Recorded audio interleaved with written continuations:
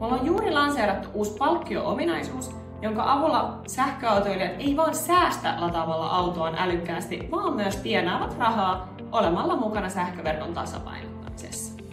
Synergin uusi älylataus ei siis vain optimoi pörssisähkön halvimpien hintojen mukaan, vaan myös sen mukaan, että milloin sähköverkolle olisi parasta ladata autoa. Me siis pysäytetään tai aloitetaan meidän tuhansien käyttäjien sähköautojen lataus samaan aikaan, ja kun me tehdään se verkolle otolliseen aikaan, me saadaan siitä palkkiota ja jaetaan sitä meidän käyttäjille takaisin.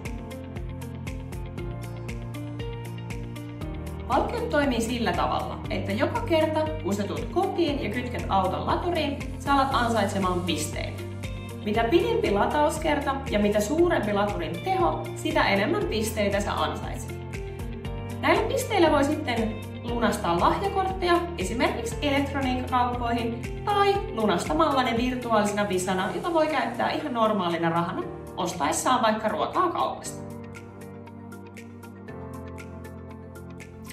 Eli jos sä oot sähköautoilija, nyt vaan lataamaan Synergin ilmainen sovellus sovelluskaupasta, yhdistä auto sun valmistajan käyttäjätunnusten avulla ja ala ansaitsemaan kotilatauksen.